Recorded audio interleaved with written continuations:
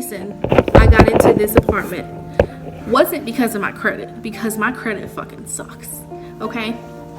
It was because, let me lift this back. Ugh. I got this apartment because a military couple used to live here. And they put up a post on the marketplace. And they were like, hey, we're looking for someone to take over our lease. You can't sublease in North Carolina. It's not a law. You're not allowed to sublease here, which means that you're just going to be added onto the lease for the remainder of their lease, which was about 4 months, and then you'll be able to renew your lease in September. That's what it was. I had to pay. One of the conditions for me to move in here was that they would let me keep the $500 deposit that they put down initially when they got into this apartment, which meant because I had such crappy credit that I had to put down another $415 on top of the first month's rent, which is $915. I felt like I had no other choice. The apartment at Wilrick in downtown Sanford, where I used to live initially with Autumn, her first year, it became so unhealthy for me to be in there. The owner was becoming really creepy. He would come into my apartment. If he knocked twice and I didn't open, he would use his master key and go in my apartment. I remember being in the bathroom and he was knocking on my door. I was butt naked with Autumn. Me and Autumn couldn't even like run around butt naked as much as we liked to. We couldn't even do that because we were scared that he was gonna come in and just do whatever he wanted, basically. So I felt like I had to get out of there. There was other issues too. There was ants coming out of the walls. I would speak to him about sending a maintenance guy to go in there and do pest control or whatever, and it would take him months to do anything. He didn't do anything at that point. I stopped paying rent. I said, until you fix this, I am not going to give you the rent. So then I figured, let me just use the money for rent and find somewhere else to go. He started getting hostile at one point, making threats, and I had to call the cops on him at one point because it got so scary that he literally opened my door and he tried to push me out of the way and tell me to get out. And at that point it became harassment, and at that point I became really scared, and I was just like, I'm not gonna live here. The building was full of crackheads. The building was full of prostitutes. It was filled of like drug exchanges. A lot of old people surprisingly lived there, and which, no issue with it. I love old people. They're really nice. But it was just, and besides the fact that it was an old hotel, that shit was haunted. I kid you not. I promise you, I would hate coming home. This is like when my mom was home, so I would leave her house late at night and I would have to drive home.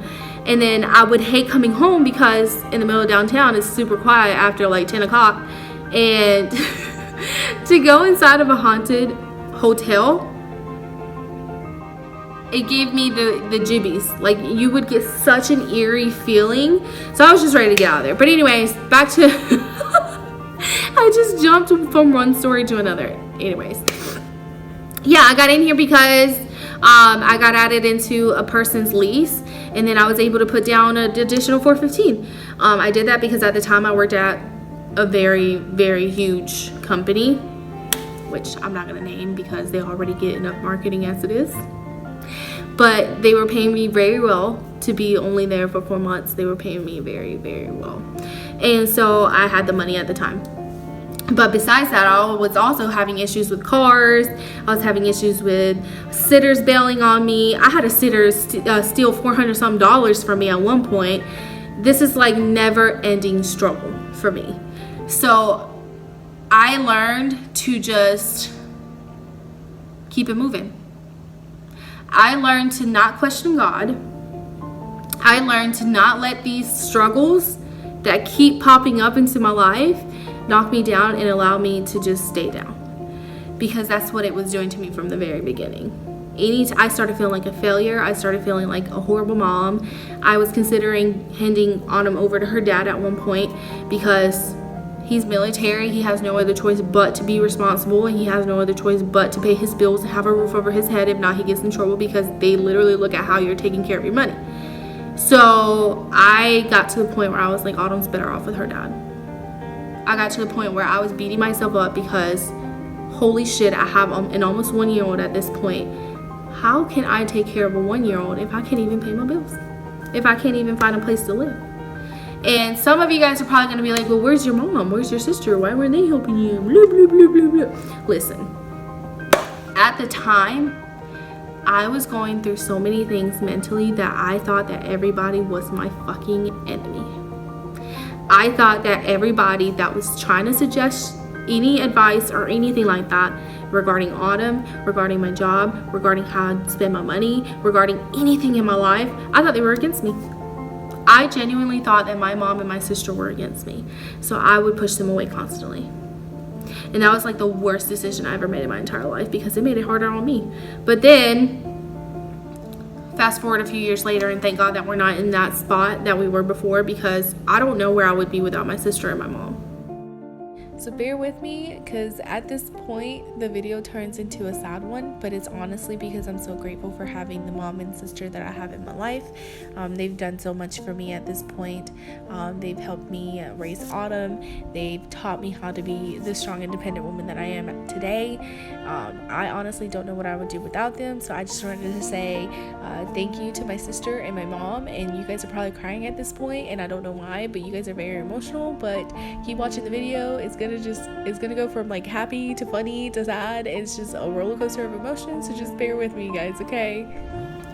Fast forward a few years later, and thank God that we're not in that spot that we were before, because I don't know where I would be without my sister and my mom. I can live I'm gonna cry, but I can live as a single mom. Anybody can live as a single mom. But I feel like you can live as a single mom easier if you had your family there.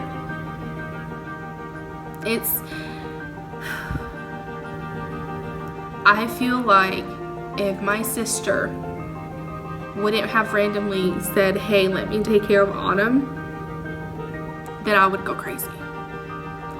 I feel like if my mom wouldn't have been there when Autumn was 11 weeks, 2 months old, 3 months old, or whatever, still waking up at 6 in the morning and me having the biggest bags in my entire life, I feel like if she would not have taken Autumn from me at 6 in the morning and let me sleep in until 11 o'clock, I probably would have gone crazy. It's really hard to take care of a little girl when you're just now figuring out who you are as a person. When you go from being in a marriage at the age of 18 to being separated at the age of 22, and then to being divorced at the age of 23. And then add a kid into that. And then you become a single mom. Even though you did it the right way, you become a single mom. I feel like that's the hardest thing. And even though it's such a struggle, I am so thankful for my sister and my mom. Because mentally, my mom knows how I get with my anxiety, and my sister knows how I get with my depression. So they both know two different sides of me. My sister knows me when I'm depressive, and she knows to be tough on me, because I'm the type of person where if you baby me when I'm depressed, I'm gonna just cave even harder. I'm just gonna want to be babied. I'm gonna want to give up. I'm gonna want to depend on someone because you're giving me a pity party. But my sister's like, My sister's like, you're not doing this. You need to get your ass up and you need to go walk around, breathe outside, do something, because you're not doing this. And my mom, when my anxiety gets so bad, I kid you not, my anxiety will go from 0 to 10. And it could be over little things. I'm very controlling because of my anxiety. I feel like if things aren't done a certain way, my heart starts pumping, I start shaking, I get irritable, and I want to yell at people. Me not being on medicine because of that, it's made it a lot tougher because I had to learn how to cope without it. And I'm thankful that I don't have to be on medication every day, because honest to God, that made me someone completely different than I am right now. I am goofy. I am funny. Like, you can sit here and say I'm not funny, but I am funny, okay? I know that I'm beautiful inside and out. I'm very confident. I'm a hard worker. But when I was on that medicine, I was the quietest person. I never wanted to eat. If I went off of it for one day, like if I forgot to take it one day at the exact hour every day, if I forgot to take it that one day at the exact hour, I would flip. I would throw stuff. I would kick stuff. I would slam doors. I would yell at you. I became a completely different person. And so then I realized I had a 3-month-old, and I was like, I don't want to be a statistic. I don't want to like be that mom that pops up on the news saying that they killed their kid because of medicine, because they were depressive, because they were high anxiety, all that. I didn't want to be that person. So I was like, for my daughter, I want to cope without it. And I did it safely. I weaned myself off of the medicine, because if you just take yourself off of the medicine, it's going to hurt you really bad. Like, you're going to just go crazy. And I'm not just saying that to say that. You're gonna go crazy.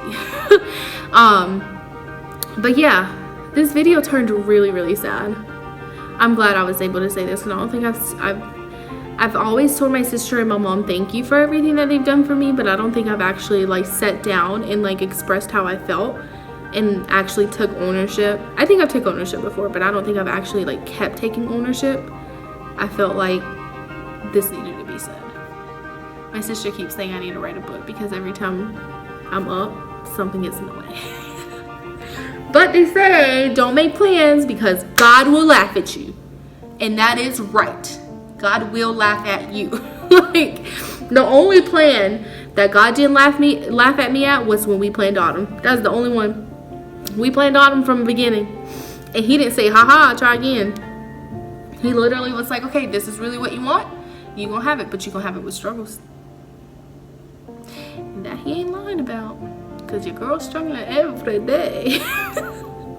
But yeah, anyways, I do these kinds of videos because there's moms undercover that make it seem like their life is so easy, and their life isn't easy. And I feel like I'm that voice. I feel like I'm that crazy that I don't care what anybody thinks, and I'm gonna say what I have to say, and they're gonna relate to it, and they're gonna feel okay, and they're not gonna feel alone, because you have to appear like some type of way. Nobody's a perfect mom. Nobody's a perfect person. You're gonna have your flaws, and as much as you want to be like the next person, you will not be that person, because you are different. And I have to tell myself that every day, because I literally don't have friends. Like, I sit here, vlogging is my thing, because I know I don't have anybody watching me. I know that I don't have anybody judging me. And if you try to be my friend, I'll allow it, but I don't get close to you, because everybody eventually just walks away. So I am so glad I'm leaving this apartment. I am so glad that we're gonna start over again. And I'm glad that I feel like this time around I'm not gonna be that stressed. I'm not gonna be that full of anxiety, that sad. I'm not gonna be that controlling. Well, I don't know, I might be a little bit, I'll get rid of that, but you know. Anyways, I'm ready for this change. All those boxes right there got packed today. I literally cleaned everything. I had to vacuum my living room. I have to clean the windows. But I think that's about it. The kitchen is clean. I have to take care of my bathroom and the master, and I have to vacuum my master. But other than that, I am ready to move next week. Next week is July 4th. We only have a 3-day at work, and I just have to be out of here by July 5th. So yeah, all right.